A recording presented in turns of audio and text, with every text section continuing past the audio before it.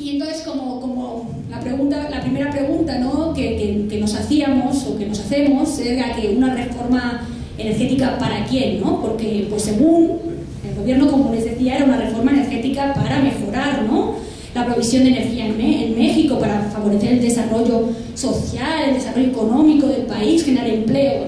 Pues ahí ya, ¿no?, como en los pasos que se van dando en la propia aprobación de la reforma y en lo que se aprueba finalmente en las leyes, vemos que pues claramente esa no era la intención, ¿no? La intención fue abrir, ¿no?, el sector petrolero, sector hidrocarburos a la iniciativa privada.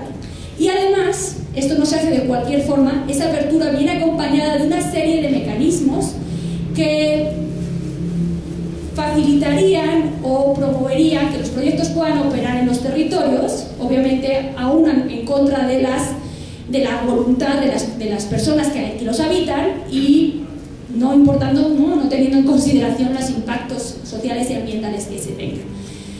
Entonces, bueno, la primera cuestión que también me gustaría señalar en cuanto a cómo se dio la aprobación es que, no sé si recuerdan, pero fue una aprobación que se dio súper rápida. Fue una negociación entre partidos, no hubo una apertura a la participación de la sociedad mexicana. Incluso se encerraron, ¿no?, en el Congreso a cal y canto, pusieron vallas y todo para que no hubiese, para desalentar las protestas.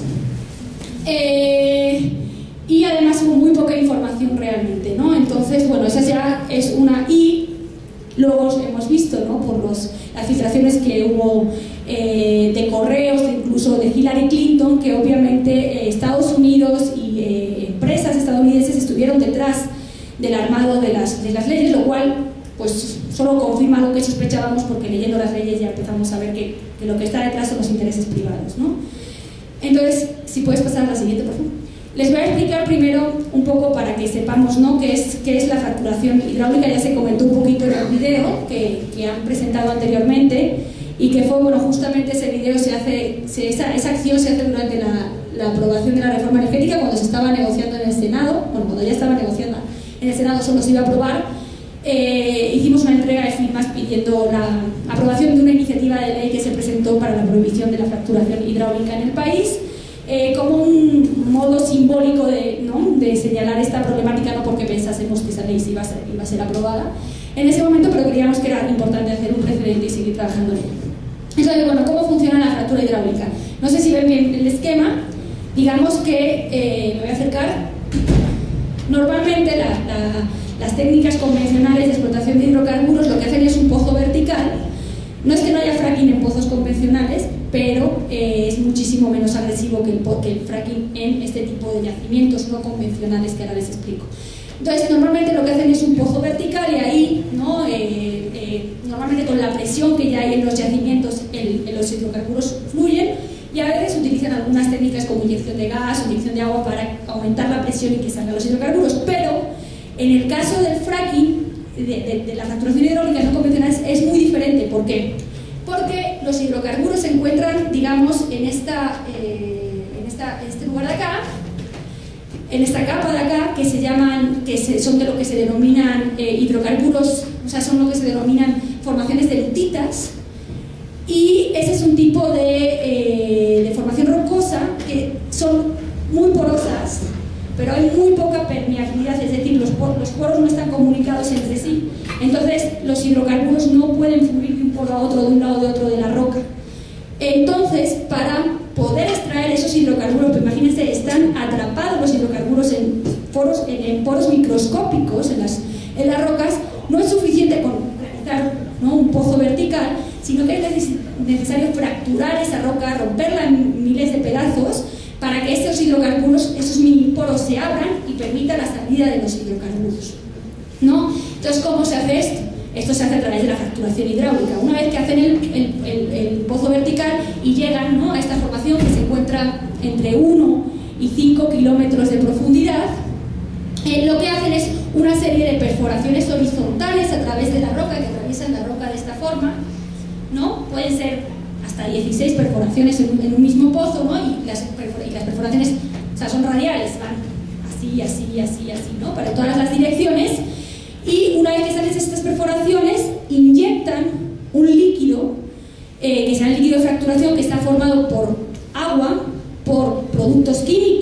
de ellos de alta toxicidad, y por arenas, para mantener los poros abiertos una vez que se fracturan, ¿no? Para evitar que se vuelvan a cerrar, la inyectan a unas grandes presiones, con ello provocan la ruptura de la roca y la salida del hidrocarburo. Pero veamos, ¿no? Eso se hace a entre 1 y 5 kilómetros de profundidad. A esas condiciones, a esas temperaturas, a esas presiones, es imposible controlar cómo se va a fracturar la roca. Lo que quiere decir que cada vez que se hace una fractura, los técnicos que están haciendo la fractura no saben cómo va a reaccionar la roca, no saben hacia dónde se va a romper, no saben hacia dónde van a salir los hidrocarburos y todo el líquido que ellos han inyectado ahí. No tienen ni idea, porque es un experimento. Cada fractura hidráulica es un experimento, no pueden controlarlo. ¿Eso qué quiere decir? Que no se puede regular, porque como es un experimento, como no hay forma de controlarlo, cualquier regulación que se haga es insuficiente, puesto que no saben cómo va a reaccionar el subsuelo. Entonces, por eso es por lo que pedimos la prohibición, no la regulación del fracking, ¿no? Desde la alianza. Entonces, ¿qué pasa? Que esas son fracturas, de repente, pues sí, se fractura por aquí y una parte sale por el pozo, que es lo que recogen, ¿no? Los ingenieros petroleros, ¿no? Y ya lo mandan a los distintos lugares para su procesamiento, pero hay otras fracturas pues, que van por otros lados, llegan a esta zona del subsuelo que es permeable, quiere decir que puede absorber y va absorbiendo, ¿no? todo lo que acá hay, y acá hay el líquido de fracturación que contiene diversos productos químicos, más de 900 productos químicos se han detectado en algunos, muchos de ellos de toxicidad, con una clara relación con producción de daños neuronales, cáncer, daños al sistema nervioso, pérdida de daños al sistema reproductivo, daños al embarazo y una serie de enfermedades ya probadas. No es que no lo estemos inventando, le estemos hablando de hipotéticos, ya hay casos documentados en Estados Unidos. Y entonces, además de esos productos, aquí se mezclan con los hidrocarburos que contiene la roca, ¿no? Que también llevan sus propios productos químicos muy nocivos, como el etileno, el benceno, que son productos considerados de alta toxicidad. Y no solo con eso, también se mezclan con otros elementos que están en el subsuelo, e incluso hay casos en que se ha detectado que la contaminación por fracking llevaba elementos radioactivos de la radioactividad que está en el subsuelo. Entonces eso forma un cóctel químico que además es muy diferente al ya tóxico cóctel químico que habían inyectado, porque se van mezclando unos productos químicos con otros y van generando nuevas sustancias, ¿no? Con toxicidades pues, realmente gravísimas, ¿no? Entonces, como les decía, esto se rompe, termina pudiendo llegar, ¿no? A los acuíferos, a los ríos, a la superficie, de ahí se evapora y llega por el aire a nuestra respiración, etcétera, etcétera, ¿no? Entonces, es toda una serie de cosas incontrolables, ¿no? De factores incontrolables que van a producir al final las afectaciones a la gente y al medio ambiente.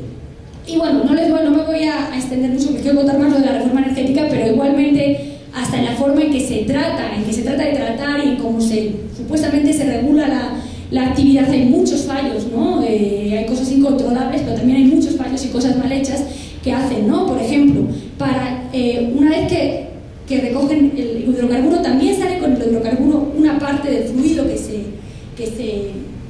se inyectó, eso lo separan, y el fluido, ¿no? La parte ya el agua residual, pues tienen formas de tratarlo según la industria. Una de ellas es ponerlo en grandes piletas al aire libre para que simplemente se evapore, y de hecho uno de los ese hecho, más todos los camiones y más toda la contaminación ambiental que se genera de la propia actividad de los pozos, hacen que las personas que viven a menos de 800 metros de los pozos tengan un 65% de posibilidad de tener cáncer asociado a contaminación atmosférica, ¿no? Entre otras muchas cuestiones, ¿no? Otra forma que tiene de tratar ese agua es reinyectarla en otros pozos. Vuelven a perforar un pozo, con otra vez los riesgos de contaminación, ¿no? Porque pasan por acuíferos, porque va a zonas permeables donde se puede filtrar, etcétera, etcétera. Y además, esa forma de tratarlo, que es como se está haciendo en México, según tenemos entendidos, tiene el riesgo asociado de generar sismos, ¿no? Porque lo que hace pues, es que cambia las presiones internas, lubrica, ¿no? Las placas, y lo que hace es que pueda haber temblores en zonas donde no hay temblores normalmente. En Estados Unidos ya hay casos seriamente documentados de donde no había un temblor a que hay 30 temblores por minuto. Imagínense, ¿no? O sea, algo brutal. Incluso en Coahuila, Nuevo León, ya hay Todavía no sabemos cuál es la causa porque no ha habido un estudio serio, pero ya está temblando en Monterrey, ha temblado cuando no ha temblado nunca, ¿no? Y la gente se ha alarmado muchísimo y seguramente sea por la actividad que se está haciendo al otro lado de la frontera. Entonces, digamos, ese es otro de los riesgos asociados, ¿no? Aparte de los riesgos a la salud, la contaminación obviamente también de sembradíos, del ganado, ¿no? O sea, para que pensemos que no solo el impacto no solo es en la zona donde se está realizando el fracking, sino que puede llegar a muchísimos kilómetros de distancia a través de los cursos de agua y a través de los alimentos que comemos, que son generados muchos en estas zonas, ¿no? Entonces, bueno, ya paso a la siguiente porque ya me... ¿Cuál es la ventaja de usarlo? Pues, la ventaja, según lo que nosotros entendemos, es puramente especulativa, ¿no? Para las... Más rápido la obtención del hidrocarburo. No, de hecho, como han visto, es una técnica altamente compleja, ¿no? Entonces, la declinación de los pozos, es decir, de la producción, cae muy rápidamente. En 3-5 años los pozos dejan de operar. Entonces tienen que abrir, y eso es muy importante, cientos de pozos en una misma región, en un mismo yacimiento, para mantener los yacimientos productivos, multiplicando, ¿no? De esta manera los riesgos, los impactos sociales, ambientales que conllevan, ¿no? Y además, incluso la industria gasífera de Estados Unidos ha reconocido que el 80% de los pozos que perforan no les resultan redituables comercialmente, ¿no? Entonces, hasta incluso en cuestiones de producción no está siendo la ventaja. Lo que sí hemos visto es que hay grandes ganancias debido a la compra-venta de activos en la bolsa, al tema de la explotación en el corto plazo, ¿no? Pero que a largo plazo esto no supone, obviamente, ni siquiera, digamos, ya no estamos viendo los impactos, pero no supone una alternativa energética viable. Y además, bueno, otra cosa que no les comento, pero igual que cuando se rompe, ¿no? Y se fractura la roca, igual que sale el líquido de fracturación, sale el gas, y el gas es metano, y el metano es uno de los gases de efecto invernadero más potentes en el corto plazo. Entonces esto, incluso la aplicación del fracking está teniendo serios impactos, ¿no? Y en México también tendría serios impactos en las políticas y en los compromisos para enfrentar el cambio climático, ¿no? Mientras que, curiosamente, la industria nos vende el fracking como una opción para el cambio climático, porque dicen que a través del fracking pueden explotar gas natural, pero no tienen en cuenta todas las pérdidas que existen en el proceso de explotación, que hace que al final, si contamos todo el proceso de producción del gas, tenga mayores emisiones de gases de efecto invernadero que incluso el carbón, que es ahora mismo el energético más contaminante, ¿no? Entonces, incluso en el lado de energético tampoco tiene sentido, es hacer dinero en poco tiempo, con unas pocas manos, y con el tema especulativo también poniendo en riesgo la estabilidad financiera, ¿no? En los países. Entonces, bueno, no es cualquier cosa. Bueno, entonces ahora les voy a comentar un poco, ¿no? Este es lo que tenemos, eso es lo que venían apostándole con lo que empujaron la reforma energética, y que se aprobó entonces en esta reforma, y cómo eso afecta, ¿no? a la gente, a la población, a los territorios y al medio ambiente. Bueno, pues como les decía, hay una serie de disposiciones que a nuestro entender, ¿no? De leer toda la reforma, lo que hacen es facilitar el acceso a los territorios, facilitar la operación de los proyectos por encima de los derechos de la gente, ¿no? De los derechos humanos. En primer lugar, al mismo tiempo que privatizan, digamos, la actividad, ¿no? Dejarla en manos privadas, de cierta forma, se privatiza la industria, nos dicen, ¿no? En la ley de hidrocarburos y en la Constitución, que la actividad es de utilidad pública, ¿no? Lo que significa que tendrá que se puede aplicar la servidumbre legal, la ocupación y la afectación temporal y la expropiación en los terrenos, porque es utilidad pública. Entonces, en favor de un beneficio público, a la gente la pueden obligar, ¿no? A tener que ceder sus terrenos, ya sea a través de la expropiación, como en una compra-venta, o ya sea a través de la figura de servidumbre legal que se incluye en la ley, que es una renta obligatoria, digamos, ¿no? Que además tiene incluso mayores repercusiones, en el sentido de que la gente va a arrendar sus terrenos y luego se los van a regresar, ¿no? Contaminados, destruidos, y qué va a hacer con ellos, ¿no? Y por una renta que, en el caso de fracking, además veíamos, puede ser de 3-5 años, porque rápidamente, o incluso de menos tiempo, porque rápidamente los pozos declinan y se tienen que ir a otro terreno, ¿no? Si por suerte caen 4 pozos en tu terreno, pues ahí tendrás las consecuencias de 4 pozos, ¿no? Y esto es importante porque una cosa curiosa es que nos manejaban que la inclusión de la servidumbre legal, nos manejaron durante la aprobación de la reforma, era una forma de beneficiar a la gente, a los dueños de los territorios, de los terrenos, porque claro, iban a tener una renta por sus terrenos, ¿no? Y que eso era mejor que la expropiación, ¿no? Entonces incluso en la propuesta del Ejecutivo no venía la servidumbre legal, eso lo incluyeron en la negociación del Senado y nos lo manejaron así, pero nosotros lo que vemos es que desde luego a las empresas de fracking que van a rentar los terrenos por 3-5 años, ¿para qué la van a comprar? ¿Y para qué se van a quedar con terrenos contaminados si pueden rentarla, como hacen en Estados Unidos, donde los acuerdos y los contratos con la gente son de 3-5 años de renta, ¿no? Puedo hacerlo así, me resulta más fácil, gasto menos dinero y no me quedo con los problemas de una tierra contaminada, sino que se la regreso al dueño, ¿no? Bueno, pero además, no solo se declara de utilidad pública, sino que la exploración e extracción de hidrocarburos se declara también de interés social y orden público. Y que sea de orden público quiere decir que se considera un delito el hecho de que impida la actividad, ¿no? Entonces, esta definición de orden público puede ahondar, ¿no?, en la criminalización y en meter en la cárcel a defensores del territorio cuando estén interponiéndose en la realización de esta actividad, aunque obviamente lo hagan en defensa de su vida, de sus derechos y de sus territorios, ¿no? Y bueno, tienen como esa serie de cuestiones que lo que vemos, ¿no?, es decir, las empresas tienen derecho a entrar, porque además están haciendo algo en beneficio de la gente, del público, del país, ¿no?, en beneficio nacional.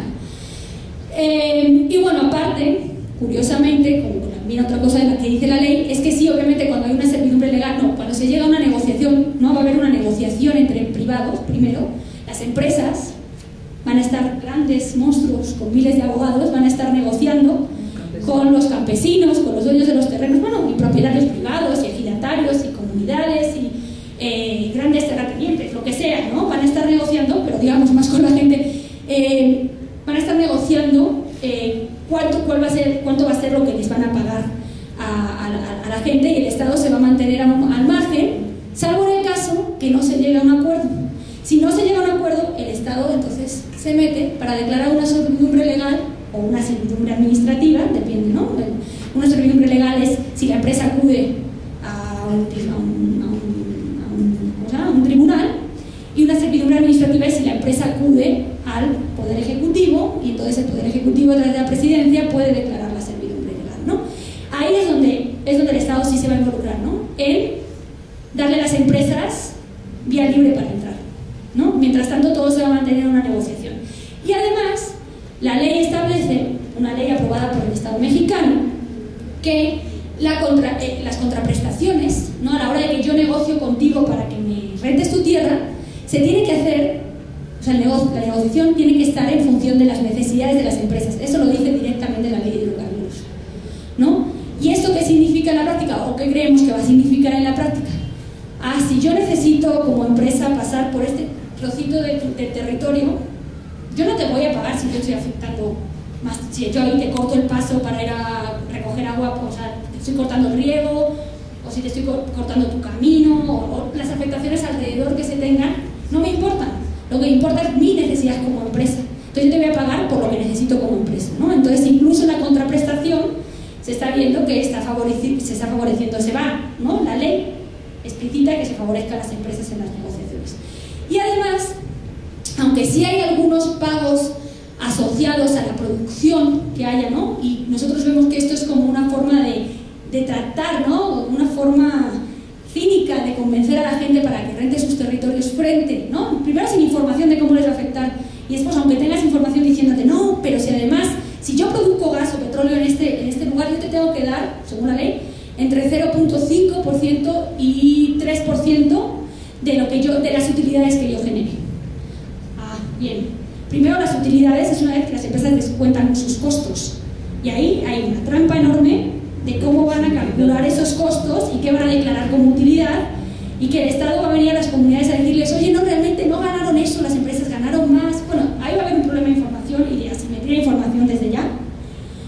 Pero además ese pago está sujeto a que la extracción sea comercial, ¿no? Si yo hago el pozo, como les comentaba en el fracking, el 80% de los pozos de gas seco, que es una de las buena parte de los recursos que existen en el país, gas seco para explotar por fracking, el 80% no resulta comercialmente viable. Entonces, incluso en muchos casos van a llegar y te van a decir, te voy a dar un dinero por cuando genere ganancias, pero nunca voy a generar ganancias, pero los impactos se los voy a dejar, porque para ver si un pozo de fracking es rentable o no, para ver si produce o no, tengo que fracturar la roca, tengo que inyectar los líquidos, tengo que inyectar los productos tóxicos, ¿no? Entonces ahí también creemos que esa es información muy importante que la gente conozca, como para ver por dónde se pueden venir luego los trucos que van a usar las empresas, porque ellas no van a perder. Y además hay que decir que como les comentaba, la actividad de fracking no es muy rentable, es muy poco rentable, incluso a veces es rentable de forma negativa y solo ganan a través de la especulación o a través de subsidios del gobierno o a través justamente de no asumir ciertos costos como son estos, ¿no? Y bueno, y ya en todo esto hay otras cuestiones que también están en la ley y cuestiones que no están en la ley pero que se han ido implementando, que es en la ley de los órganos reguladores en materia energética, que no les voy a explicar lo que son, no sé si lo saben, pero para no complicar, son la Comisión Nacional de Hidrocarburos y la Comisión Reguladora de la Energía.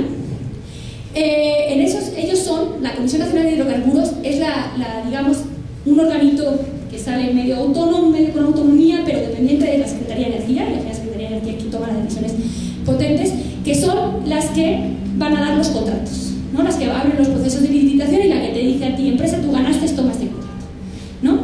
Entonces, en esa ley dice que los actos que hagan estas empresas, estas entidades, estas comisiones, es decir, por ejemplo, la entrega de los contratos, son recurribles mediante amparo, pero no aplica la suspensión en ese amparo. Obviamente esto viola la ley de amparo, viola la Constitución, ahí habrá que dar una batalla legal, pero esto ya es meternos en un imbrinco legal y en ver el juez que decide si sujetarse a la ley de los órganos o si sujetarse a la ley de amparo o qué hacer, pero esto ya nos puede dificultar, ¿verdad?, la defensa del territorio, porque los proyectos podrán seguir operando hasta que haya una resolución judicial que puede tardar años. Y en el caso del fracking, además, 3-5 años de operación, rapidito lo hacen, se van, dejan su cochinero y allí no pasa nada, ¿no? Y ya luego llega el amparo. Y luego llega el amparo, ¿no? Entonces, esa es una. La otra, que está en la Ley de Ingresos sobre Hidrocarburos, es la creación de un fondo, que es el fondo para entidades y municipios productores de hidrocarburos. Ese fondo se alimenta de un impuesto que van a pagar las empresas, por las áreas que tengan bajo asignación, en el caso de Pemex, o bajo contrato, en el caso de Pemex también y de las privadas, ¿no? Entonces, si yo tengo 20 hectáreas, voy a pagar X dinero, ¿no? Si yo tengo 60 hectáreas, voy a pagar X dinero y va a variar. El pago está establecido por ley, pero varía para actividades de exploración y para actividades de producción, ¿no? Para producción es un poquito más elevado. Pero, ¿cuál es la cosa? Dirían, que bien, ¿no? Va a llegar un poco de dinero de esta explotación a las entidades y los municipios. Pero, en la ley se establece que ese impuesto, que las empresas no tendrán que pagar ese impuesto en el caso de que por causas ajenas a su voluntad no puedan operar los proyectos. Entonces, ahí que les están diciendo a los estados y municipios, ¿quieres recibir esa lana? Asegúrate que me controlas a la gente para que tú puedas recibir esa lana, porque si yo no puedo operar por culpa de un corte de carretera o por culpa de una manifestación o por culpa de X cosa, yo no te tengo que pagar el impuesto. Y además eso ya es algo que no es nuevo, eso también hemos visto que es una política que USAID impuso en algunos países europeos, el crear este tipo de fondos con esa finalidad.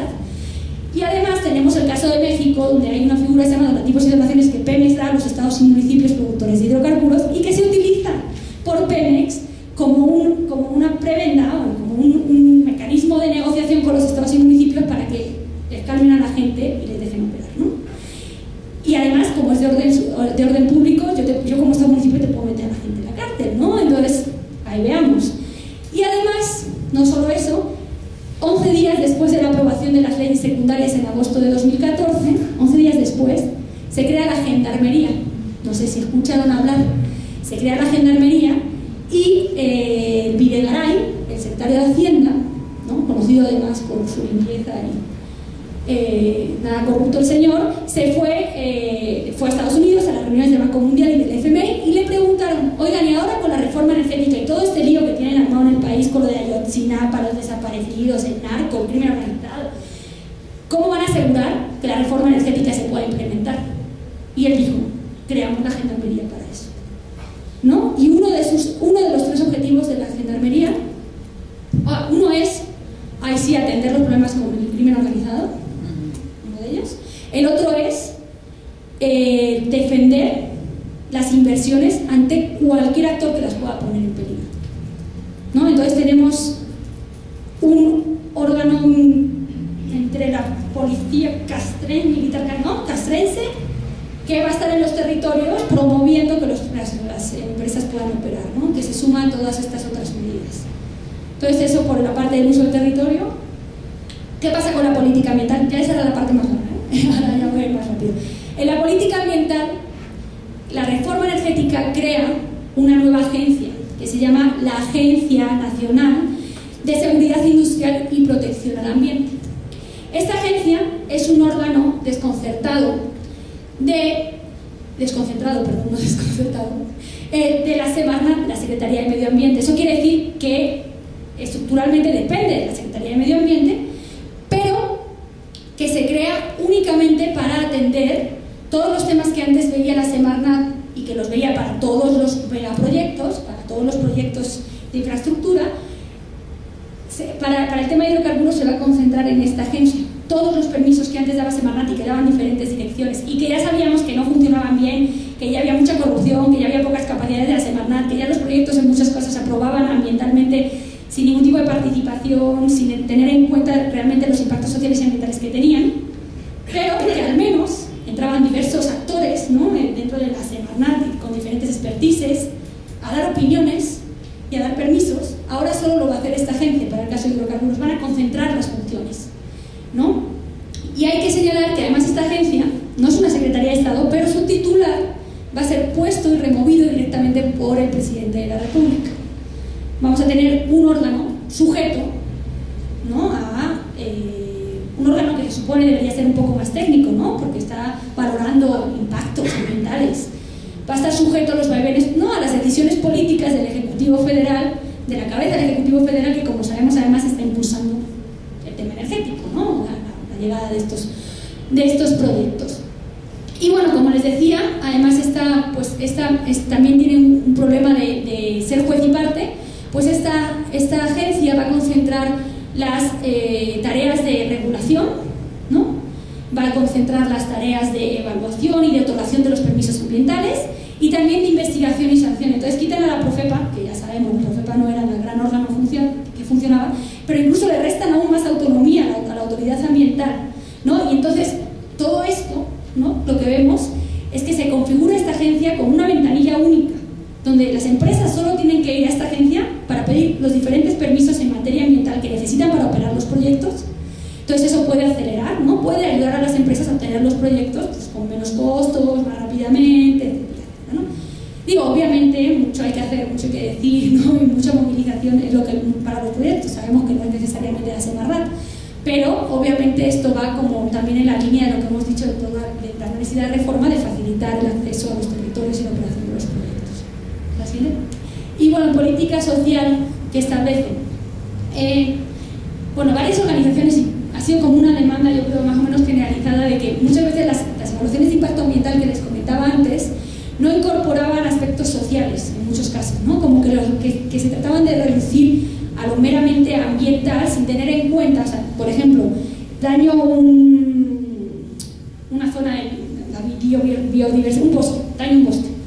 Yo miraba cómo afectó a ese bosque, pero no cómo estaba afectando el daño de ese bosque pues a las actividades productivas de la gente que vive del bosque, a los servicios ambientales, bueno, servicios ambientales no me gusta decir servicios ambientales, pero no a cómo ese bosque genera agua para otros lugares, como que no se tiene una visión de los impactos sociales. Entonces, bueno, pues resulta que la reforma energética sí trae y sí incluye esta nueva figura, ¿no?, que son pues mecanismos para evaluar el impacto social de los proyectos, e incluye 2 mecanismos en concreto. El primero son los estudios de impacto social, que van a ser realizados por Secretaría de Energía y en colaboración con Gobernación, dos grandes, bueno, que no tienen ningún tipo de conflicto, ¿no? Porque como ellos, o sea, ellos van a hacer seguramente una evaluación neutral, objetiva, ¿no? Porque ellos no quieren impulsar los proyectos energéticos, a ellos lo que les interesa es que la gente no tenga problemas, ¿no? Obviamente ahí ya vemos que hay un pequeño problemilla, puede haber un pequeño problemilla en torno a cómo se hacen esos estudios, ¿no? Mucho hay que decir, la elaboración de las normas específicas, cómo se van a hacer, está en discusión. Parece que SENER no lo está haciendo tan mal, pero está habiendo mucha reticencia por parte de las empresas de permitir, ¿no?, una mayor participación social, etcétera, etcétera. Pero bueno, lo que quedó en la ley, que al final es lo que te permite negociar con los actores a la hora de establecer los lineamientos, es esto, ¿no?, que será la SENER quien hace los estudios. Una vez que se hace este estudio, la ley establece que los resultados del estudio deben ser compartidos con las empresas, con asignatarios y contratistas. En ningún momento la ley establece que esa información tenga que ser compartida con las comunidades, con la gente afectada. Tampoco establece que esas comunidades tengan que participar en la elaboración. No digo que no se vaya a hacer, segura, o sea, los lineamientos van por ahí, pero en la ley no queda eso, pero sí queda que para las empresas tienen que tener esa información. O sea, las empresas, antes de llegar a operar, ya tienen que tener información suficiente para conocer cómo van a ser los territorios donde van a operar, y no es nuevo que las empresas utilicen esa información para luego llegar, conocer a la gente y poder saber cómo negociar y por dónde entrar en los territorios, qué les hace falta, dónde están los conflictos, ¿no?, etcétera, etcétera. Y bueno, por último, además las empresas tienen que realizar las evaluaciones de impacto social, que es una especie de evaluación de impacto ambiental, pero ahora en el tema social, que las elaboran las propias empresas, y con eso van a tener ya permiso para entrar en los territorios y poder empezar a tocar base con la gente, ¿no?, y a ver qué pasa, ¿no?, y a ver cómo pueden operar los proyectos.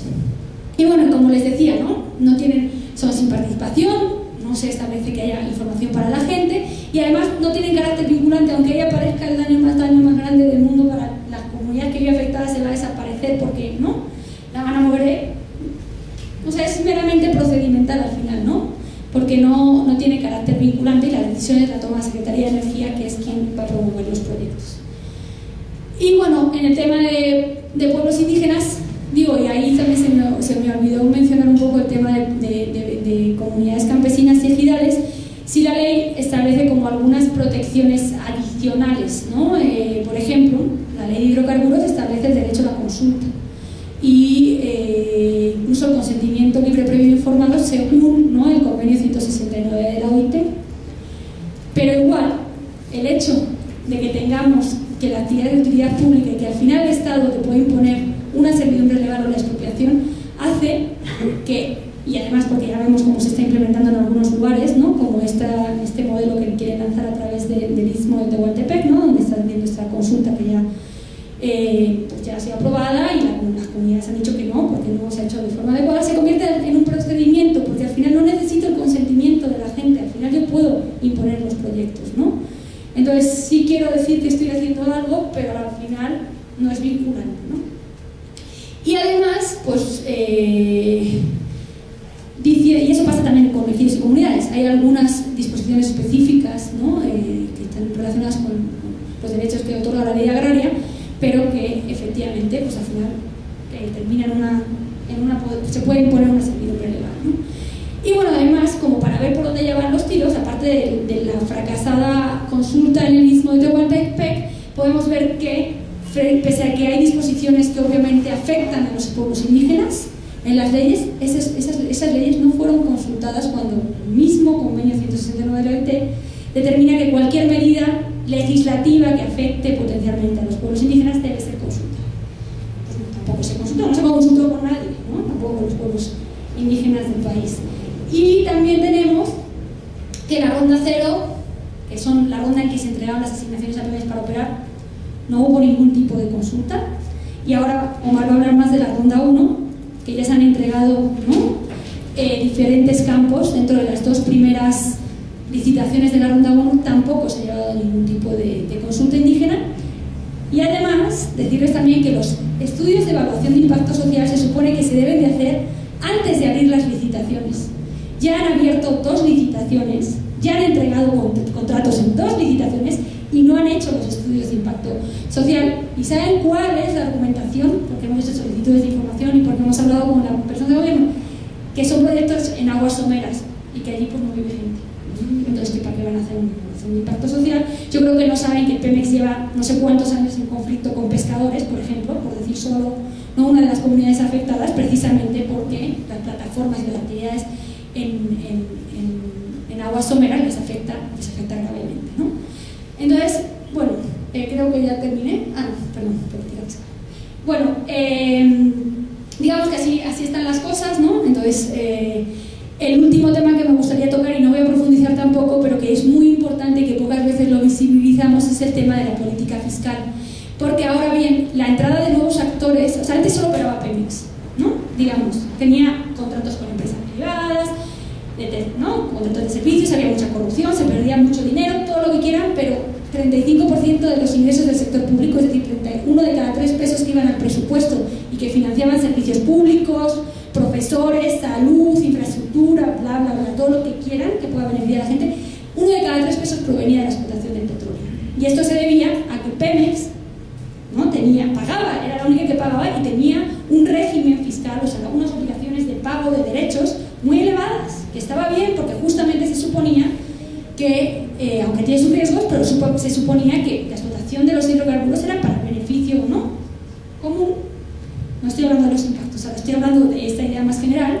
Entonces, bueno, por lo menos aportaban, ¿no?, 35%. Ahora entran nuevos actores que van a querer parte del pastel y que obviamente no van a dejar la misma ganancia que una empresa estatal.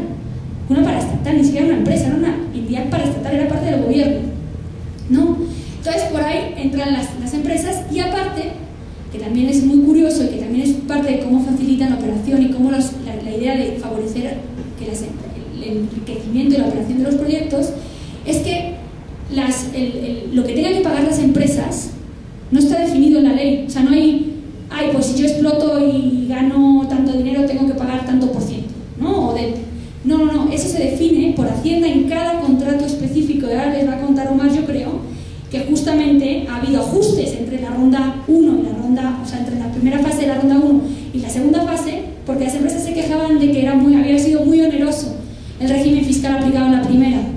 Pero bueno, el caso, lo que quiero decir es que esto hace que la Secretaría de Hacienda tenga una gran discreción para decidir cuánto va a recibir el Estado por la explotación de los recursos petroleros, y que esto, en el mediano y largo plazo, va a tener un impacto en los ingresos de México, en los ingresos del sector público, que va a afectar irremediablemente a los servicios públicos, a la política social y por ende a la garantía de los derechos humanos a la que está obligado el Estado mexicano, ¿no? Entonces eso también hay que mantenerlo en mente, porque la afectación de la reforma energética es muy compleja y muy amplia. Esto es un poco de lo que les hablaba, son las 6 transformaciones de Pemex hasta antes de la reforma energética de 2013. Cada gobierno desde el Saninato se enfocó en ir poco a poco arrancando un pedazo de la producción de hidrocarburos. Primero, la reforma, por ejemplo, la de 96 se encargó de privatizar la petroquímica y el gas natural con el objetivo de generar mayor energía eléctrica. La reforma de negocios, la reestructuración de negocios de Vicente Fox permitió que particulares como Repsol, una petrolera española, o Petrobras, una entidad, una empresa del Estado brasileño, pero que permite la participación de capitales privados, entraran a la cuenca de Burgos, que es una cuenca en el estado de Tamaulipas y Monterrey, donde la mayor productora de gas natural en el país. Y el argumento que utilizó la administración de Fox en ese momento fue que México ya no tenía capacidad para producir gas. Lo mismo que están intentando hacer ahora para que entren empresas extranjeras a desarrollar la fractura hidráulica, ¿no? Que no tenemos capacidad de producir. Y bueno, entonces desde 2001 se permitió esa entrada mediante los contratos de servicios múltiples, y hubo varias entidades que entraron ahí.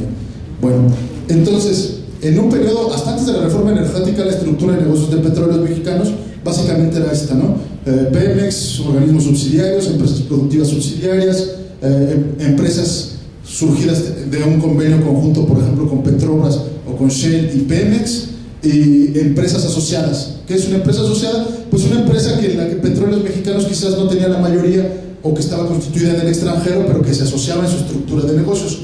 Porque hay que entender, en ese momento todavía pesaba mucho la idea de la Revolución Mexicana, la idea de que los recursos naturales son del pueblo de México y que se reparten entre el pueblo de México, y por lo tanto no podía existir otra entidad que desarrollara negocios si no hablaba con Pemex.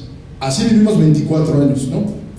Entonces, hasta 2013, esta era la estructura de negocios central de Pemex. La que Pemex decía siempre en cualquier evento de sus ingenieros, cuando había una reunión con el Banco Mundial, o cuando hablaban con el sindicato, cuando hablaban con las comunidades, o inclusive sus reportes anuales, sus informes anuales que es ante la sociedad, ¿no? Porque en ese se entiende a la sociedad como cierta forma accionistas de Petróleos Mexicanos. Entonces Pemex hablaba de 24 entidades con las que realizaban negocios principalmente, ¿no? A través de estas 24 unidades, estos rojos eran organismos subsidiarios, pero también había entidades privadas como esta de aquí que se llama Pemex Finance, que tenía su sede en las Islas Caimán y en realidad era una empresa controlada por el banco francés Paribas, que hasta 2006 hasta la fecha sigue emitiendo deuda a nombre de Pemex.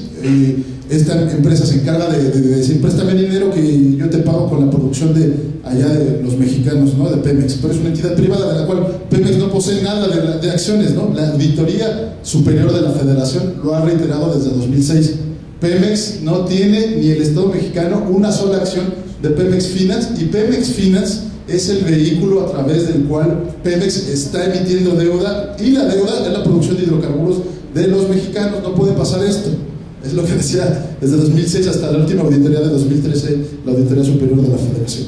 Bueno, pues eso, ¿no? Ahí lo que les decía, Finance es un vehículo financiero creado y controlado creado en las Islas Caimán, controlado por el banco francés Paribas, una entidad privada, y que, por ejemplo, en 2009 Pemex reconoció y dijo, ok, sí, Pemex Finance no es una entidad que yo controlo, pero la deuda que ellos tienen yo la asumo como parte de mis pasivos, y ahí se le duplicó la deuda a Pemex, ¿no? En 2012, de 2006, que era de alrededor de 360,000 millones de dólares, en 2012 se brincó hasta 750, ¿no? En menos de 5 años, la deuda corporativa de Pemex aumentó 100%, ¿no? Emitiéndola por una entidad privada. Entonces, pues bueno, hasta ahí todo bien, ¿no? Pero en realidad lo que nosotros encontramos en Poder, haciendo una investigación de un año, es que Pemex no contaba con 24 empresas. Pemex contaba con 65 empresas, varios vehículos financieros, varias empresas en otros países, en las Islas Caimán, en Holanda, en Irlanda, y que a través de estas empresas, que es este cuadro de aquí, Pemex había permitido la entrada de varios grandes capitales extranjeros, por ejemplo, Sempra aquí controlando la rama de la distribución de gas natural, Shell controlando la rama de la refinación, y que esta estructura de 61 empresas, de 61 empresas y 4 organismos subsidiarios eran el núcleo de negocios de Pemex, a través del cual pasaba toda la estructura, cualquier acuerdo, cualquier tipo de venta de combustibles, y todo bien, ¿no? Hasta ahí decimos, ok, Pemex no tiene 24 empresas. Antes de la reforma de 2013, Pemex no tenía 24 empresas, Pemex tenía 65 empresas. Perfecto. ¿Qué pasó con la reforma de 2013? Bueno, antes, pues bueno, Pemex a través de esas 65 empresas se vinculaba con 14 empresas privadas en varios nodos de producción muy importantes: gas natural, distribución de petroquímicos, refinación. Pemex tiene una refinería, no sé si ustedes sepan, pero si no saben, bueno, en Estados Unidos tiene Pemex una refinería que se llama Deer Park, que está asociada con Shell y Pemex, están al 50%, ¿no? Han tenido muchos problemas en Deer Park. De hecho, le compra más caro la gasolina y el diésel como petróleo que Deer Park produce. Pemex la compra más cara que en otros lugares, a pesar de que es su socio, ¿no? Entonces nosotros desde Poder encontramos que había 14 empresas privadas muy grandes, como Shell, como Schlumberger, como Sempra, como Repsol, como Gas Natural Fernosa, controlando 17 negocios, nodos de productivos de Pemex, ¿no? Eso era hasta el 2013. Pero en 2013 todo cambió, así como el Big Brother, ¿no? Que las reglas cambian cada año.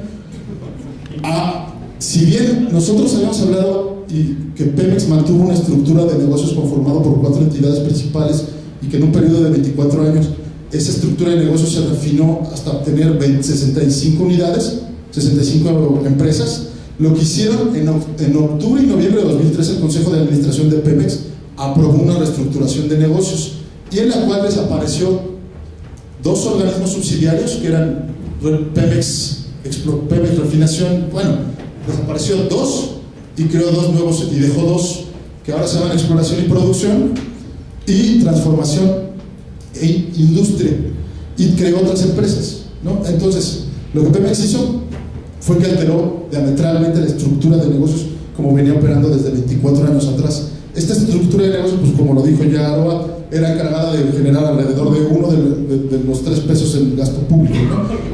Lo que pasó es que no sabemos a ciencia cierta cuántas empresas ha creado Pemex desde 2014, qué ha pasado con estas empresas, qué pasó con las 65 inversiones, qué pasó con, por ejemplo, las empresas en Holanda, las empresas en Islas Caimán, las empresas que se dedicaban a la producción de gas, qué pasó con Pemex Finance. En los últimos informes anuales que tiene Pemex en la Bolsa de Valores de Estados Unidos, en el órgano regulador del gobierno de Estados Unidos, que es la Security and Exchange Commission, hablan de la nueva empresa Cogeneración, que anda por ahí, es una de estas aquí, y hablan de 26 a 28 empresas subsidiarias, pero no hablan nada de las otras 65 empresas que poder haber identificado, ¿no? Y que sabemos que es parte de la estructura de negocios de Pemex. Tenemos que esperar el informe anual va a ser publicado entre abril y junio del próximo año, y en el cual Pemex va a tener que informar qué pasó con esas 65 empresas. Pero estamos ante un hecho muy importante, porque si antes de la reforma energética 2013 decía el único interlocutor para que tú hagas negocios en el país es Pemex, es una entidad para explotar, pero al crear una empresa productiva del Estado y permitir en estos momentos poder estar terminando una investigación donde estamos identificando 6 nuevos tipos de negocios que se crearon. Por ejemplo, las rondas 1, 2 y 3, las que siguen, la 4 creo que es la de las rutitas y la de fracturación hidráulica, pero las rondas que han venido siendo solas son parte de un tipo de negocios. Ahora los particulares pueden distribuir gas natural, ahora los particulares pueden explotar gas de carbón asociado a las minas, ahora los particulares pueden vender gasolina, ahora los particulares pueden construir gasoductos, y esto ya está sucediendo. Pemex lleva vendidos varias de la infraestructura porque lo ha dicho públicamente. Nos vamos a enfocar solo en los negocios de explotación de petróleo. Entonces, para reestructurarse Pemex y tener asociaciones y que las rondas no sean una cosa que les quite mucho poder, entre 2013 y 2014 Pemex firmó aproximadamente 20 convenios, 25, ¿no? 20 de estos convenios, o sea, firmó 25 pues, pero 20 de estos convenios fueron firmados con empresas gigantes, ¿no? Estos convenios son convenios de colaboración y de cooperación, que ellos dicen, ok, yo Pemex me uno contigo para desarrollar proyectos de gas de perforación lutitas, porque yo no tengo la capacidad, pero tú sí. Yo Pemex me uno contigo para desarrollar proyectos en aguas profundas con tirajes de más de 4,000 metros o de 10,000 metros, donde yo tengo la concesión, pero no tengo la tecnología, pero tú sí. Entonces, ¿quiénes son las empresas que están presentes? Pues Enoch Internacional es la compañía nacional china, es la compañía más importante de extracción de petróleo en el mundo. Ha estado presente en las 3 rondas, la ronda 1, en la ronda 1, en la primera, en la segunda y en la tercera licitación está presente, ¿no? En las 2 primeras no ha ganado, pero en esta sí. Mitsuiko es un grupo japonés que se dedica a la extracción de petróleo, y el convenio para firmar con, bueno, vamos a intentar porque es un poco extenso, pero me gusta. Mitsui es un grupo japonés dedicado a la explotación del gas natural. Ecopetrol es la empresa productora nacional de Colombia. YPF es Yacimientos Petrolíferos y Federales de Argentina. Petronas es la compañía nacional de explotación de petróleo de Indonesia. Total y GDF Suez son 2 compañías productoras y extractoras de gas y de petróleo de Francia. Estas 2 han estado presentes en la ronda 1 y en la ronda 2. ExxonMobil y Chevron, pues bueno, son los titanes y los campeones de Estados Unidos, ¿no? Estamos hablando de las 2 empresas públicas más importantes del planeta Tierra, ¿no? Además, pues, muy importantes aliadas del gobierno gringo, pero bueno. Pacific Rubial es una entidad canadiense, y Eni, ¿no? Eni, como ustedes saben, fue la ganadora de uno de los bloques de la segunda licitación de ronda 1. Entonces, pues bueno, para apurarnos, ¿no? Y así. Si Pemex entra a competir con estas empresas, por ejemplo, con Shell, Exxon y BP, o Chevron, o Petrobras, esta empresa brasileña, el papel de Pemex es ¿no? En comparación de estos titanes. ¿De qué estamos hablando? De un proceso tuvimos una empresa muy poderosa, muy fuerte, de más de 30 años, 40 años, y en los últimos años no ha habido las políticas necesarias de la inteligencia para fortalecerla, tanto que la vemos aquí. Esto está midiendo las ventas y los activos de una empresa, activos, instalaciones, minerales, bla, bla, bla. Bueno, una vez que Pemex ya la vimos disminuida y que no sabemos dónde quedan sus 65 inversiones, pues tenemos este proceso que se llama las rondas, ¿no? Como ustedes saben, en julio del 2015 se licitaron las dos primeras rondas. Las primeras se ofertaron 14 bloques, hubo alrededor de 20 empresas, algunas en consorcio, 23 empresas calificadas, ¿no? Varias habían, como Chevron, como Shell, como ExxonMobil, como Pacific Rubiales, justo estas empresas que tienen convenios firmados con Pemex entre 2013 y 2014, que están participando para ser ahora sus competidores. ¿Qué quiere decir? Que de socios pueden pasar a ser competidores, ¿no? En estos 14 bloques solo se colocaron dos, que fueron este de acá y este de acá, y la empresa ganadora fue una empresa que no tenía experiencia, que ni siquiera sabíamos quién era, ¿no? En el momento en el que ganó era una completa desconocida. Su nombre se llama Sierra Oil and Gas, en un consorcio con Premier Oil y Turbo. Sierra Oil and Gas se conformó en marzo del 2015, con sede en México, ¿no? Asociada a un familiar de un expolítico, pero que en abril del 2015, o sea, 2 meses después y unos meses antes de la reforma energética, le vendió a BlackRock parte accionaria, o sea, el político del que tenía acciones de esta empresa, le vendió a un fondo financiero muy importante el porcentaje de esta empresa, ¿no? Y a otro fondo muy importante que ahorita voy a hablar de él. ¿Y qué pasó en la segunda licitación de Ronda 1, no? Pues tuvimos 14 empresas precalificadas, alrededor de 7 consorcios, donde se estaban ofertando 5 bloques. ¿Qué pasó entre la primera licitación y la segunda licitación? Lo que sucedió fue que pues fue una decepción gigantesca. Imagínense, el gobierno intenta colocar 14 bloques y de los 14 solo se llevan a cabo 2 licitaciones. Estas 2 licitaciones, pues, lógicamente no iban a recaudar toda la cantidad de dinero que quisiera el gobierno.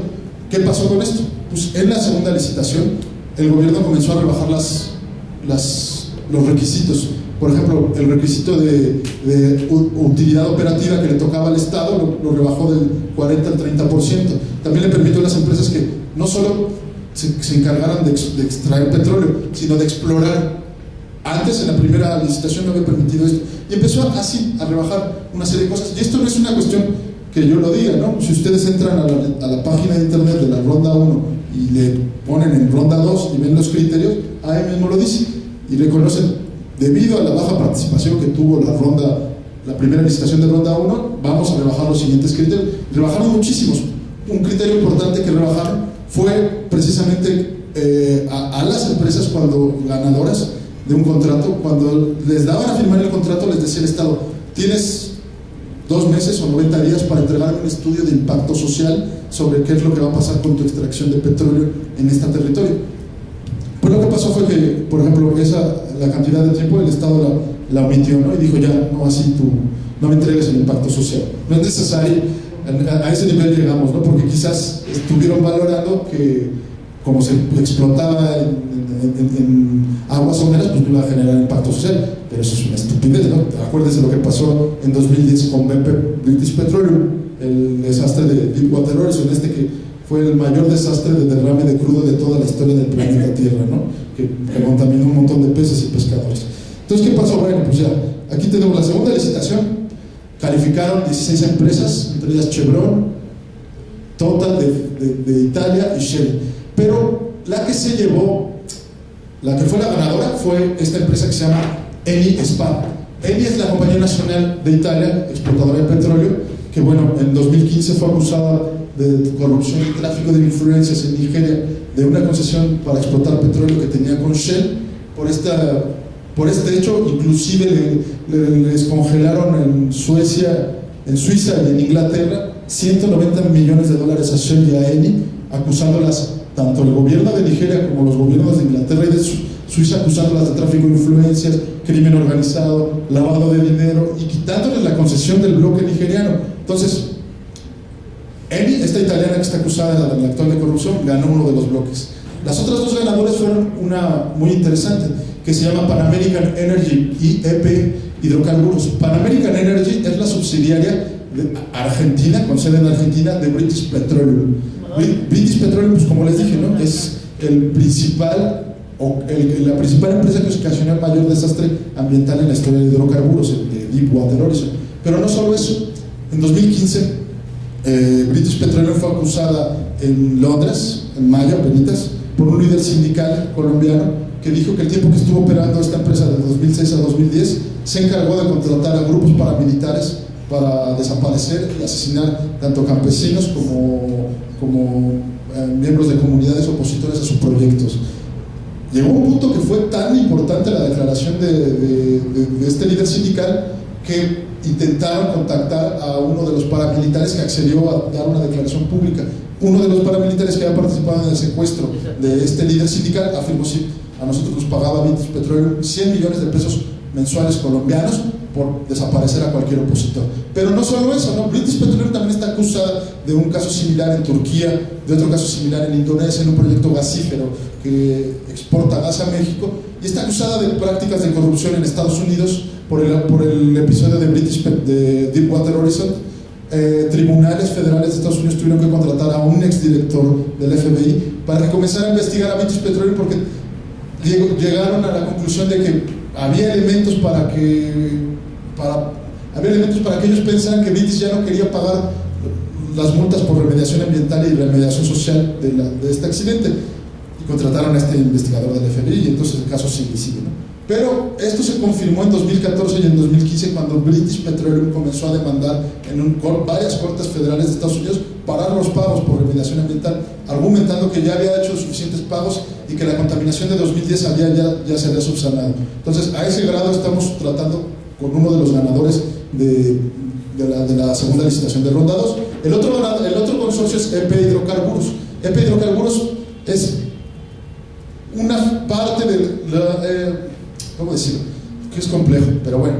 Uno de los socios de Pan American Energy son la familia Bugliai de Argentina, que también tiene acciones y es dueña de EP Hidrocarburos.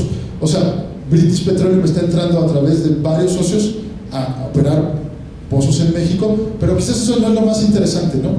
Y tampoco es interesante que British Petroleum haya sido acusada de corrupción y fraude en otros países, sino lo interesante es que Petroval Energy y Feel Good Energy fueron el otro consorcio que ganó una licitación para explotar petróleo y gas en aguas someras. Interesante porque Petroval no tiene experiencia en la extracción de hidrocarburos. Petroval es una empresa que se formó este año, propiedad del Grupo Val. El Grupo Val es propiedad del tercer hombre más rico del país, que se llama Alberto Balleres. Quizás algunos de ustedes han escuchado de él, y si no, pues bueno, es fácil identificarlo. Es el dueño del ITAM, su padre creó el Instituto Tecnológico Autónomo de México. Él es presidente de la Junta de Gobierno del ITAM. Él es el dueño y principal promotor, el principal accionista de Minera Fresnillo y Minera Peñoles. Estas dos empresas son las mayores productoras de oro y de plata del país, asociadas a desastres ambientales en casi todos los estados donde operan, desde Zacatecas, Sonora, Chihuahua, Jalisco. Muchos de estos casos han sido acusados de sobreexplotación de mantos acuíferos, de despedir a trabajadores injustificadamente, de contaminar con arsénico, de contaminar con lixiviados de cobre varios lugares donde tienen operaciones.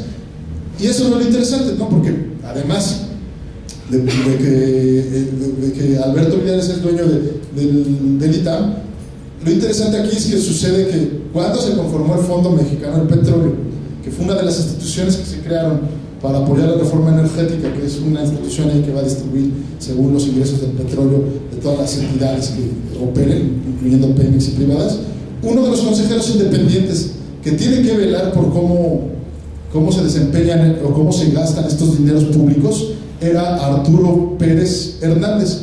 Arturo Pérez Hernández es el actual rector del ITAM.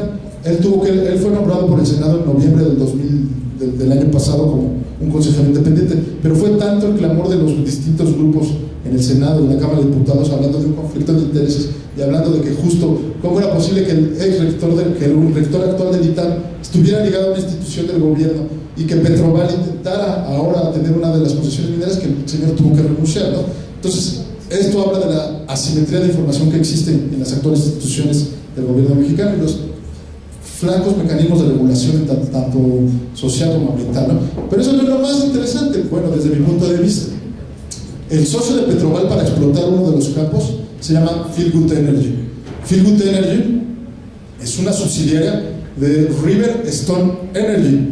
Y ustedes dicen, pues a mí qué me interesa que River Stone sea una subsidiaria de Feel Good Energy. Pues sí nos interesa, porque resulta, ¿no?, que el principal accionista del primer ganador de la primera ronda, que se llama Sierra Oil and Gas, que tiene 42.8% de acciones, es River Stone Energy, o sea, la dueña de Feel Good Energy. ¿Qué está pasando con las empresas mexicanas? Las empresas mexicanas no tienen experiencia en extracción de hidrocarburos, no saben nada. Lo que está pasando es que se están convirtiendo en nodos para permitir que grandes empresas de capitales extranjeros inviertan en nuestro país sin tener algún tipo de experiencia, porque estos son fondos financieros, no son empresas que se dediquen a explotar hidrocarburos, ¿no? Que lo cual nos hablaría de un mayor proceso pues hasta de, pues ¿cómo llamarlo? de pues expertise, ¿esto cómo se dice en inglés? A ver. No, pues así como de práctica, pues, ¿no? Así de práctica, no tienen práctica, no conocen bien su onda, ¿no? Entonces, ya para concluir, ¿qué está pasando en la actual? Las rondas son un espejismo en realidad, compañeros y compañeras. Esto no va a ser lo más importante. Están llegando ahora nuevas empresas que tienen la tecnología para la extracción de hidrocarburos a través de la fractura hidráulica, como Chevron, como Exxon, como BP. Estos son los titanes que realmente dominan la tecnología, ¿no? Y del otro lado, ¿qué está sucediendo? Que están conformando empresas mexicanas que no poseen nadita de experiencia y se están aliando con capitales financieros. ¿Qué va a pasar con nuestras instituciones? Que, como ya lo dijo Alan en su presentación de hace un momento, esta LANCIPA que se creó, pues es un organismo nuevo que hasta sale de la Semarnat, ¿no? No tiene experiencia, van a tener que contratar a personas que no están con la suficiente experiencia. Así, eso es lo que quería referirme cuando decía expertise, no experiencia, pues. Entonces, no tienen experiencia en cómo regular a estas empresas, y estas empresas no son nada pequeñito, ¿no? Son así los dueños gigantes de la industria. Por concluir, nosotros hicimos ahora el 30 de septiembre, el 28 de septiembre presentamos un informe sobre 5 de los que iban a participar en ronda 2. De estas 5 empresas, 2 fueron de las ganadoras que nosotros investigamos, y cuando hicimos la suma de las ventas de las 5 empresas, nos encontramos que en ventas en 2014, solo en ventas, tenían más del 80% del Producto Interno Bruto del país. O sea, este es el nivel de poder político y de poder económico que poseen estas entidades. Si alguien aquí quiere, pues no sé, decirme que las cosas las vamos a hacer bien y que tenemos la suficiente capacidad para regularlos, pues con gusto podemos debatirlo y me encantaría escuchar sus puntos de vista. Entonces, pues eso es todo, ¿no? De mi parte les agradezco un poco, y perdón si fue un poco rápido y con muchas cosas, pero así es esto.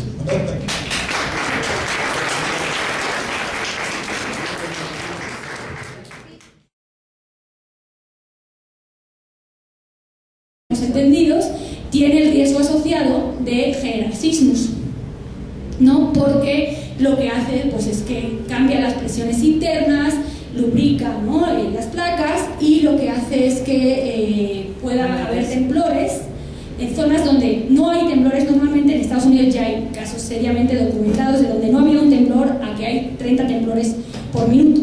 Imagínense, ¿no? O sea, algo brutal. Incluso en Coahuila, en Nuevo León, ya hay. Todavía no sabemos cuál es la causa porque no ha habido un estudio serio, pero ya está temblando. En Monterrey ha temblado cuando no ha temblado nunca, ¿no? Y la gente se ha alarmado muchísimo, y seguramente sea por la actividad que se está haciendo al otro lado de la frontera. Entonces, digamos, ese es otro de los riesgos asociados, ¿no? Aparte de los riesgos a la salud, la contaminación, obviamente, también de sembradíos, del ganado, ¿no? O sea, para que pensemos que no solo el impacto no solo es en la zona donde se está realizando el fracking, sino que puede llegar a muchísimos kilómetros de distancia a través de los cursos de agua y a través de los alimentos que comemos, que son generados muchos en estas zonas, ¿no? Entonces, bueno, ya paso a la siguiente porque ya me... ¿Cuál es la ventaja de usarlo?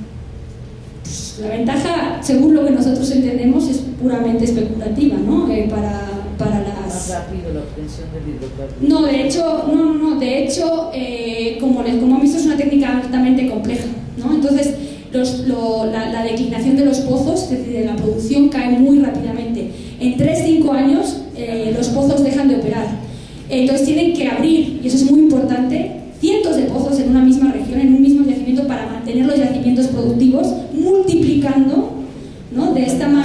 los riesgos, bueno, los impactos sociales, ambientales que conlleva, ¿no?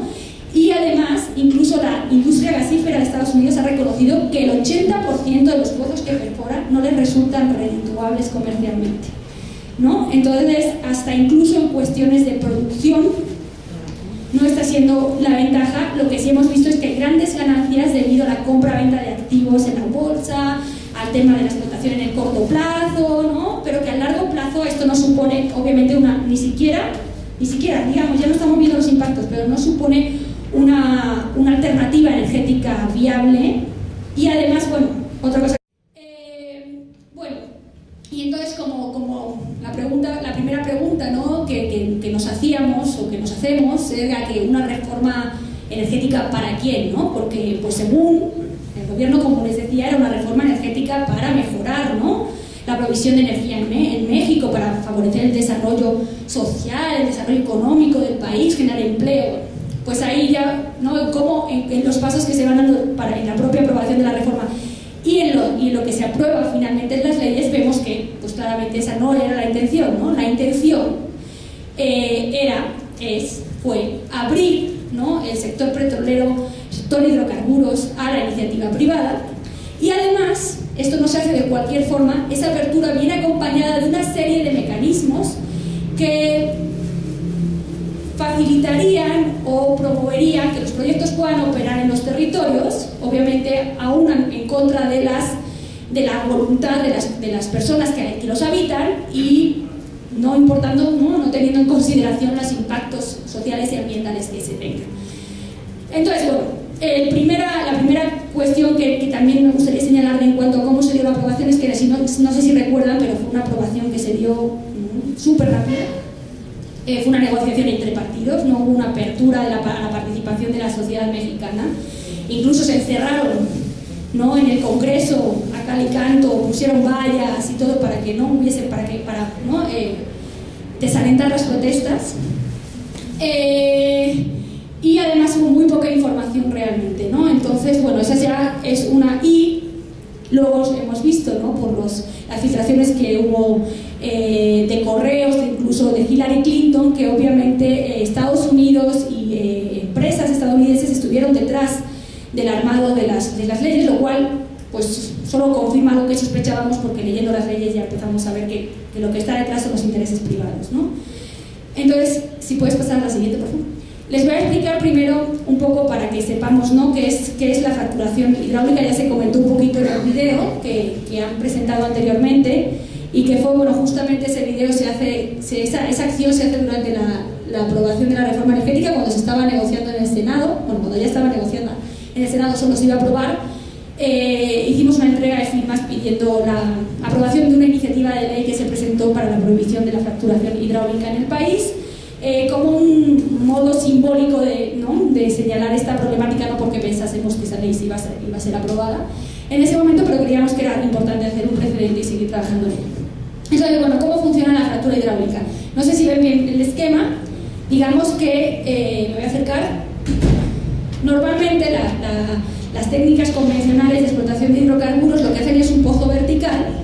No es que no haya fracking en pozos convencionales, pero es muchísimo menos agresivo que el fracking en este tipo de yacimientos no convencionales que ahora les explico.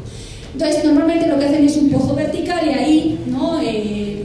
Normalmente con la presión que ya hay en los yacimientos, los hidrocarburos fluyen, y a veces utilizan algunas técnicas como inyección de gas o inyección de agua para aumentar la presión y que salgan los hidrocarburos. Pero en el caso del fracking, de la fracturación hidráulica no convencional, es muy diferente. ¿Por qué? Porque los hidrocarburos se encuentran, digamos, en este lugar de acá, en esta capa de acá, que son de lo que se denominan hidrocarburos, o sea, son lo que se denominan formaciones de lutitas, y ese es un tipo de formación rocosa que son muy porosas, pero hay muy poca permeabilidad, es decir, los poros no están comunicados entre sí. Entonces los hidrocarburos no pueden fluir de un polo a otro, de un lado o de otro de la roca. Entonces, para poder extraer esos hidrocarburos, pues imagínense, están atrapados los hidrocarburos en poros microscópicos en las rocas. No es suficiente con realizar, ¿no? un pozo vertical, sino que es necesario fracturar esa roca, romperla en miles de pedazos, para que estos hidrocarburos, esos mini poros se abran y permita la salida de los hidrocarburos, ¿no? Entonces, ¿cómo se hace esto? Esto se hace a través de la fracturación hidráulica. Una vez que hacen el pozo vertical y llegan, ¿no?, a esta formación que se encuentra entre 1 y 5 kilómetros de profundidad, lo que hacen es una serie de perforaciones horizontales a través de la roca, que atraviesan la roca de esta forma, ¿no? Pueden ser, ¿no?, que también llevan sus propios productos químicos muy nocivos, como el etileno, el benceno, que son productos considerados de alta toxicidad. Y no solo con eso, también se mezclan con otros elementos que están en el subsuelo, e incluso hay casos en que se ha detectado que la contaminación por fracking llevaba elementos radioactivos de la radioactividad que está en el subsuelo.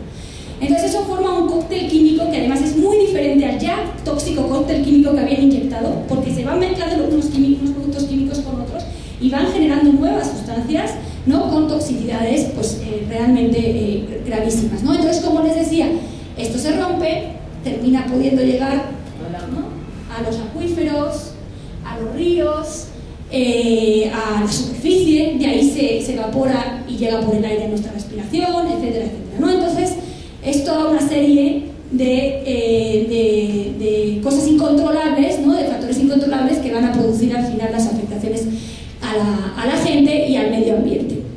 Y bueno, no me voy a extender mucho, porque quiero contar más lo de la reforma energética, pero igualmente hasta en la forma en que se trata de tratar y en cómo supuestamente se regula la actividad, hay muchos fallos, ¿no? Hay cosas incontrolables, pero también hay muchos fallos y cosas mal hechas que hacen, ¿no? Por ejemplo, una vez que recogen el hidrocarburo, también sale con el hidrocarburo una parte del fluido que se inyectó, eso lo separan, y el fluido, ¿no?, la parte ya el agua residual, pues tienen formas de tratarlo según la industria. Una de ellas es ponerlo en grandes piletas al aire libre para que simplemente se evapore, y de hecho uno de los ese hecho, más todos los camiones y más toda la contaminación ambiental que se genera de la propia actividad de los pozos, hacen que las personas que viven a menos de 800 metros de los pozos tengan un 65% de posibilidad de tener cáncer asociado a contaminación atmosférica, ¿no?, entre otras muchas cuestiones, ¿no? Otra forma que tiene de tratar ese agua es reinyectarla en otros pozos. Vuelven a perforar un pozo, con otra vez los riesgos de contaminación, ¿no?, porque pasan por acuíferos, porque va a zonas permeables donde se puede filtrar, etcétera, etcétera. Y además, esa forma de tratarlo, que es como se está haciendo en México, se van a tener hasta 16 perforaciones en un mismo pozo, ¿no?, y las perforaciones, o sea, son radiales, van así, así, así, así, ¿no?, para todas las direcciones. Y una vez que salen estas perforaciones, inyectan un líquido, que será el líquido de fracturación, que está formado por agua, por productos químicos, muchos de ellos de alta toxicidad, y por arenas, para mantener los poros abiertos una vez que se fracturan, ¿no?, para evitar que se vuelvan a cerrar. La inyectan a unas grandes presiones, con ello provocan la ruptura de la roca y la salida del hidrocarburo. Pero veamos, ¿no?, eso se hace a entre 1 y 5 kilómetros de profundidad. A esas condiciones, a esas temperaturas, a esas presiones, es imposible controlar cómo se va a fracturar la roca. Lo que quiere decir que cada vez que se hace una fractura, los técnicos que están haciendo la fractura no saben cómo va a reaccionar la roca, no saben hacia dónde se va a romper, no saben hacia dónde van a salir los hidrocarburos y todo el líquido que ellos han inyectado ahí. No tienen ni idea, porque es un experimento. Cada fractura hidráulica es un experimento, no pueden controlarlo. ¿Eso qué quiere decir? Que no se puede regular, porque como es un experimento, como no hay forma de controlarlo, cualquier regulación que se haga es insuficiente, puesto que no saben cómo va a reaccionar el subsuelo. Entonces, por eso es por lo que pedimos la prohibición, no la regulación del fracking, ¿no?, desde la alianza. Entonces, ¿qué pasa? Que esas fracturas, de repente, pues sí, se fractura por aquí y una parte sale por el pozo, que es lo que recogen, ¿no?, los ingenieros petroleros, ¿no?, y ya lo mandan a los distintos lugares para su procesamiento, pero hay otras fracturas pues, que van por otros lados, llegan a esta zona del subsuelo, que es permeable, quiere decir que puede absorber y va absorbiendo, ¿no?, todo lo que acá hay, y acá hay el líquido de fracturación que contiene diversos productos químicos, más de 900 productos químicos se han detectado en algunos, muchos de ellos de toxicidad, con una clara relación con producción de daños neuronales, cáncer, daños al sistema nervioso, pérdida de daños al sistema reproductivo, daños al embarazo y una serie de enfermedades ya probadas. No es que no lo estemos inventando, no estemos hablando de hipotéticos, ya hay casos documentados en Estados Unidos. Y entonces, además de esos productos, aquí se mezclan con los hidrocarburos que contiene la roca, ¿no?